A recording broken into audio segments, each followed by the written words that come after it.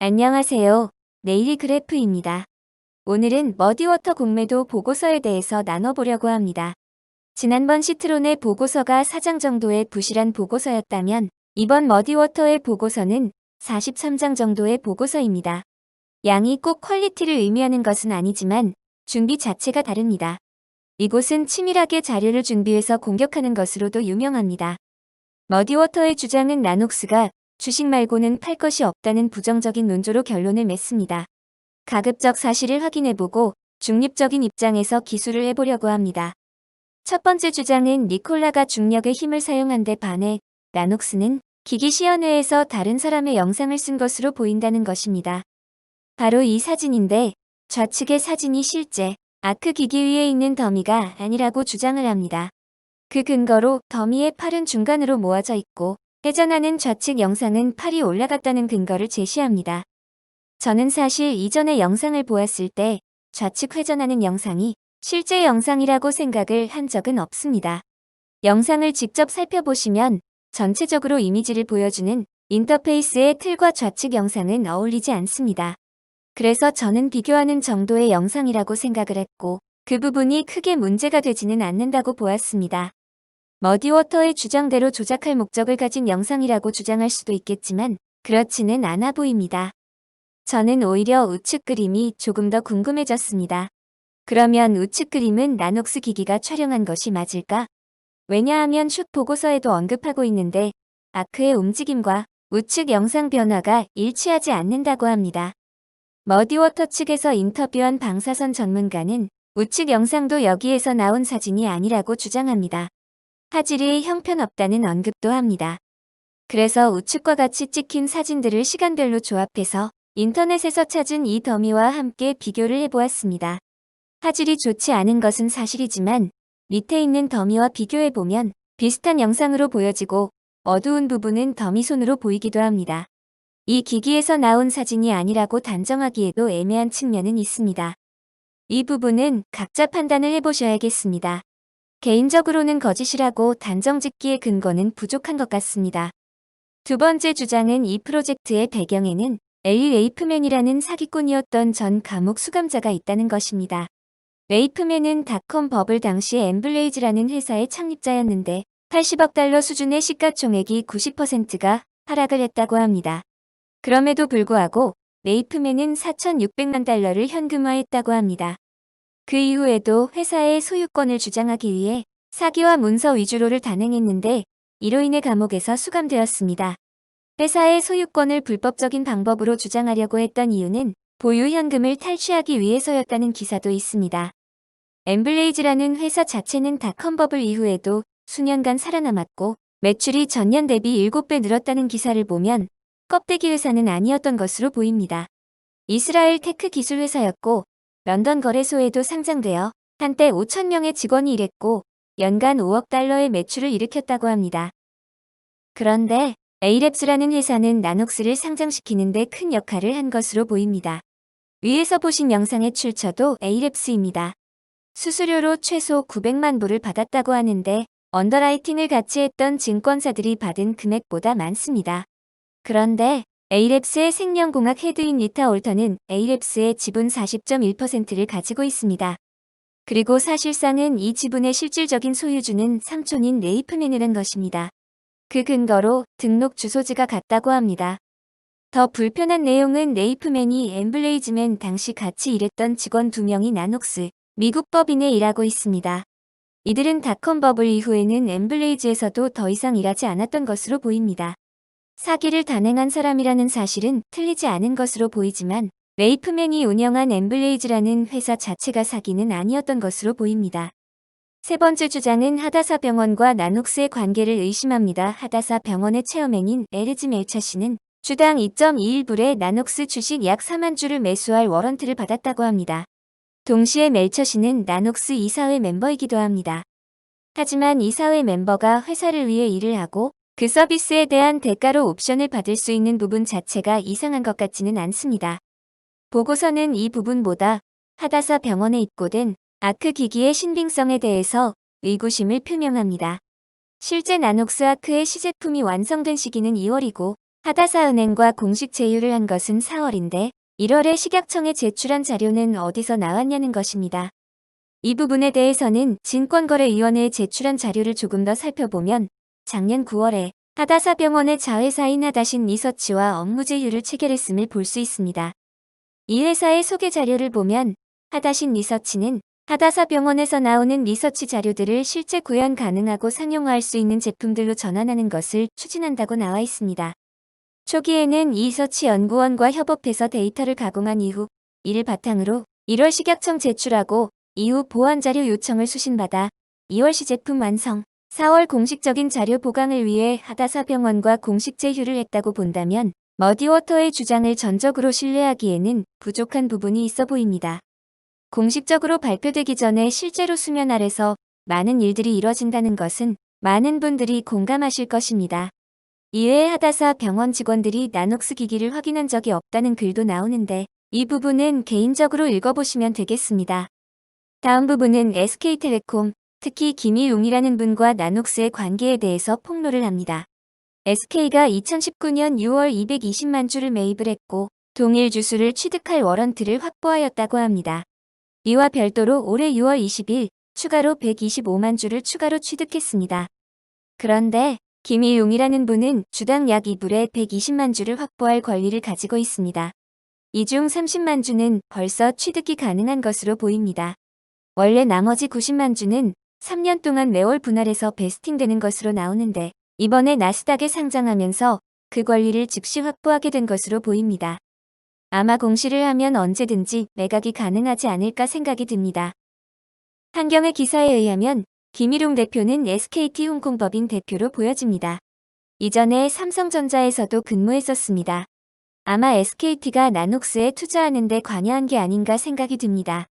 모 회사인 SKT가 2차로 취득한 주수와 유사한 주수를 낮은 가격에 행사할 수 있다는 점에서 다소 과도해 보이는 것은 사실입니다. 하지만 아마 주식을 처분하게 되면 증권거래위원회의 공시가 되지 않을까 싶습니다. 이 부분은 지속적으로 살펴봐야겠습니다.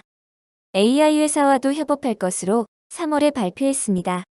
큐어매트릭스라는 회사인데 홈페이지에 가보니 규모가 있어 보이는 회사이고 유방암 촬영 쪽에서 나름 권위가 있어 보이는 회사 같습니다. 나녹스가 3D 토모를 통해 유방 촬영 쪽으로도 진입할 계획이 있는 것으로 보입니다. 하지만 6개월간 단 하나의 사진도 받지 못한 것으로 나오는데 이 부분은 나녹스가 해명을 할 필요가 있어 보입니다. 이어서 기술력에 대해서 8가지 질문을 제기합니다.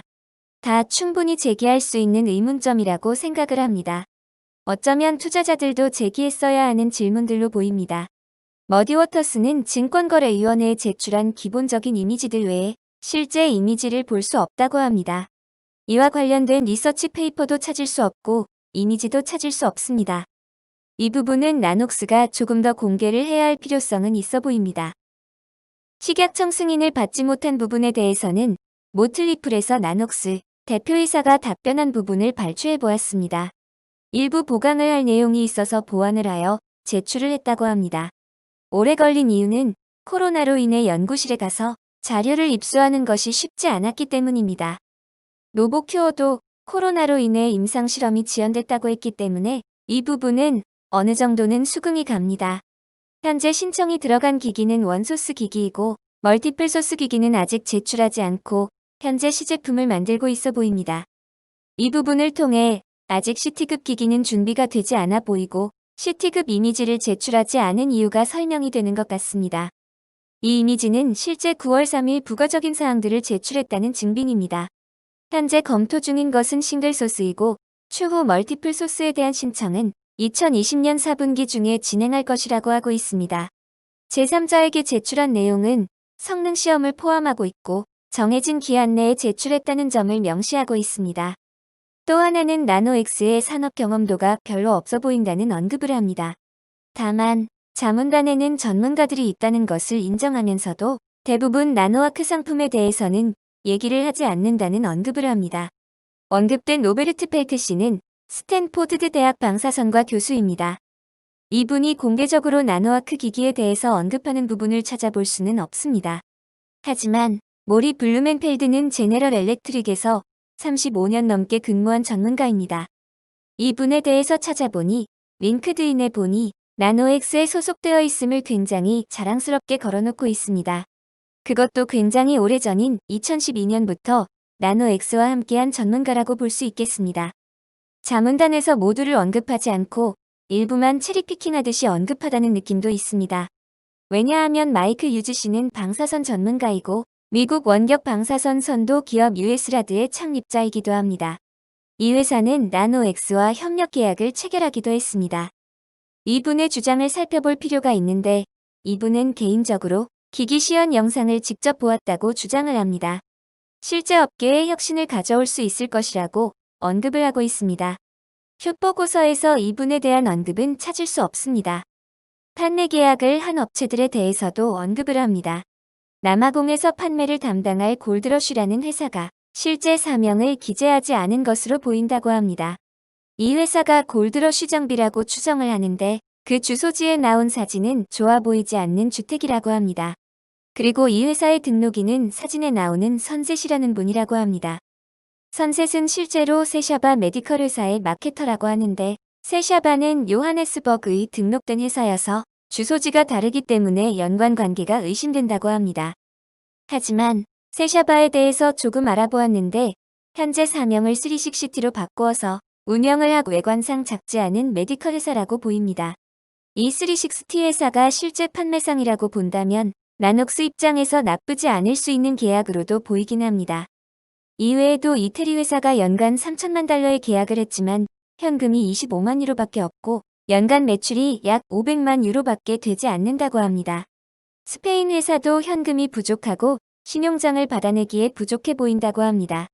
러시아의 로엘도 실제 영위 사업이 엑스레이 이미징과는 관계가 없어 보인다고 언급합니다. 골든바이는 제가 지난 영상에서 언급했기 때문에 다시 언급하지는 않겠습니다. 이 홈페이지는 스페인을 담당하는 APR이라는 회사입니다.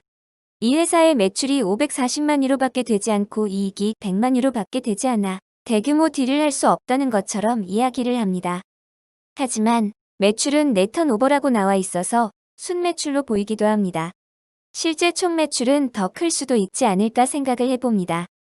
이 홈페이지는 이태리를 담당하는 프로메디카라는 회사입니다. 여러 계약 상대방에 대해서 이슈가 있어 보이긴 합니다. 물론 나녹스가 입장을 표명하는 것이 필요해 보입니다. 마지막은 나녹스의 대표이사인 란 폴리아키네에 대해서 언급을 합니다. 미술과 디자인 전공이었지만 대학 중퇴이고 방사선, 약학, 물리학에 관련된 전공을 이수하지도 않았다고 합니다. 같은 대학을 다녔던 후배가 나노엑스 아크 기기를 디자인한 것으로 보인다고도 언급을 합니다. 또 운영하는 파워매트 회사에서 호메딕스라는 회사를 5,400만 불에 인수를 했는데 란과 연계된 사람들이 지분을 가진 회사였다고도 합니다. 3개월 이후 그 회사는 95% 상각 처리가 되었다고 합니다. 이스라엘에서 한 친구는 그를 상대로 회계 부정을 이유로 소송을 제기하기도 했습니다. 란이라는 사람에 대해 굉장히 부정적으로 그리고 있습니다. 하지만 그럼에도 불구하고 그가 운영하는 파워매트라는 회사는 삼성의 무선 충전 기술을 제공하고 있는 회사이기도 합니다. 이상과 같이 간략하게 숏 보고서를 살펴보았습니다. 가장 먼저 든 생각은 머디워터스는 준비한 것 자체로 시트론과 급이 다르다는 생각이었습니다. 회사에만 집중하는 것이 아니라 주변 사람들까지도 철저하게 분석을 해서 접근을 하고 있습니다. 시트론도 같은 실수를 했지만 머디워터가 언급하지 않는 부분들도 있습니다. 후지필름은 2019년 5월에 벌써 나노엑스와 계약을 체결한 바 있습니다. 의료 이미징 쪽에서 강자이기도 한 후지필름은 나노엑스와 현재 추가로 상업계약도 체결하기 위해 준비 중입니다. 후지필름은 나노엑스의 투자자이기도 합니다. 아직까지 후지필름이 계약을 해지했거나 주식을 팔았다는 얘기는 들어보지 못했습니다. 아까 언급한 바와 같이 마이클 유즈 박사도 언급하지 않습니다. 개인적으로는 머디워터의 보고서가 정말 잘 만들어졌다고 생각합니다. 준비도 많이 했고 증거들, 증언도 추가해서 그럴듯한 그림을 만들었다고 생각을 합니다. 정리를 해보면 A랩스의 영상에 나온 좌측의 영상은 다른 곳의 자료가 맞는 것으로 보입니다. 다만 우측의 그림은 팔의 이미지도 같이 나오는 것으로 봐서 아크 기기의 영상으로 보입니다. 감옥살이를 했던 사기범이 연관되어 있는 것도 거짓은 아닌 것으로 보입니다. 당시에 같이 인블레이즈에서 일했던 두 명이 나노엑스 미국 법인에서도 근무하고 있습니다. 이 부분은 굉장히 부정적으로 보입니다. 하지만 그렇다고 하여 나노엑스 기기도 사기다라는 주장까지는 성립이 될지 고민이 필요하다고 생각합니다. 인블레이즈라는 회사는 인터넷 스트리밍 회사였는데 닷컴 버블 이후에도 높은 매출을 올리기는 했습니다. 하다스 병원에 대해서는 직원들이 나녹스 기기를 잘 알 수 없다고 하여 하다스 병원과 관계가 없다고 보기는 어려움이 있을 것 같습니다. 날짜가 다소 엇박자가 있는 것은 사실이지만 하다스 병원의 기술 자회사와 계속 연결이 돼 있었고 이후에는 하다스 병원과 공식적으로 제휴계약을 체결해서 업무를 진행하고 있습니다. 김일웅 대표와 나녹스와의 거래는 상상하기는 조금 어려운 규모이기는 합니다. 하지만 구체적인 날짜를 보면 SKT가 지분을 처음으로 인수하고 그 이후에 옵션 계약이 체결된 것으로 보면 적어도 나노엑스 측이나 SKT가 옵션을 줄 정도로 가치가 있다고 판단하지 않았을까 싶습니다. 적정해 보이지는 않지만 많이 벌었으니까 옳지 않다는 비판은 적절하지 못한 것 같습니다. 김일웅 대표는 지금으로도 주식 수량을 팔 수 있을 것으로 보이긴 하지만 지금 주식을 팔게 된다면 도덕적 비난이 있지 않을까 생각합니다. 이 부분은 증권거래위원회 사이트를 수시로 살펴보아야겠습니다. 또한 업무 제휴를 하고도 나노엑스가 큐어매트릭스에게 자료를 제공하지 않은 점은 매우 부정적으로 보입니다. 내부적인 사정이 있겠지만 이 부분은 좋은 지적을 한 것으로 보입니다. 결국 나노엑스에 대한 기술력 문제가 저는 핵심이라고 생각합니다. 그들이 주장하는 기술력이 있는지 없는지가 관건이 될 것으로 보입니다. 대표이사는 최근에 진행한 인터뷰를 통해서 모든 것이 순조롭게 진행되고 있다고 얘기를 하고 있지만 그렇지 않다고 보는 관측도 많이 있습니다. 하지만 이 주장에서 머디워터스가 일방적으로 자신들에게 유리한 인터뷰어를 정했다는 점도 인지는 해야겠습니다. 왜냐하면 그 반대의 말을 하고 있는 사람들의 주장은 언급하고 있지 않기 때문입니다. 후지필름이 기술력이 없는데 투자했을 것이라고 보지는 않습니다. 검증을 했을 것이라고 추론되는 SKT도 마찬가지입니다. 이 부분도 나노엑스가 명확하게 시연회를 통해서 충분히 해결 가능한 부분입니다. 이 부분에 대한 판단도 결국 투자자 개인이 해야 하지 않나 싶습니다. 나녹스와 계약한 법인들에 대한 의구심도 마찬가지로 생길 수밖에 없습니다. 개인적으로 구글을 찾아봐서 일부 내용은 사실과 다르다는 점도 보기는 했지만 나녹스 측에 명확한 해명이 없다는 점도 의심이 갑니다. 마지막으로 란 폴리아킨이라는 사람이 믿을 만한 사람인가입니다. 과오가 없다고 볼 수는 없지만 파워매트라는 회사를 잘 이끌고 있다는 점도 눈여겨보아야겠습니다. 우선 가장 중요한 것은 기술력이라고 생각을 합니다. 그리고 어떤 결과가 나오던 머디워터이던 나노엑스 측이던 치명상을 피할 수는 없을 것 같습니다. 저에게는 팩트가 가장 중요합니다. 가급적 중립적인 입장에서 사실을 발견해 보려고 하고 있습니다. 개인적으로는 결국 기술력이 가장 큰 문제인 것 같습니다. 이 기술력을 믿을 것인가 믿지 않을 것인가. 나머지는 부차적인 문제 같습니다.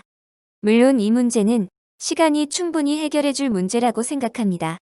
미국 식약청에서 승인이던 아니던 답변이 올 것이고 나녹스가 시연회라도 해주면 많은 의혹이 해소될 것 같습니다. 개인적으로는 이런 기술력이 세상을 더 이롭게 했으면 하는 바람이 있어서 기대는 하고 있습니다. 가급적 세상을 긍정적으로 보면서도 필요할 때는 의심의 눈초리를 가지고 있는 게 가장 바람직하지 않나 싶습니다. 투자자분들은 꼭 감당하실 투자금만 가지고 조심스럽게 접하시기를 바라겠습니다. 마지막으로 락업 기간에 대해서는 이 투자 설명서의 180일 이내에는 회사의 주요 인력들이 팔 수 없다고 되어 있습니다. 8월 20일이 최종 F1 투자 설명서가 제출된 시기이기 때문에 이 날짜를 기준으로 하면 내년 2월 16일 정도가 이 기한이지 않을까 싶습니다. 처음 제출된 날짜였던 7월 30일을 기준으로 하면 1월 26일로 보입니다. 오늘도 들어주셔서 감사합니다.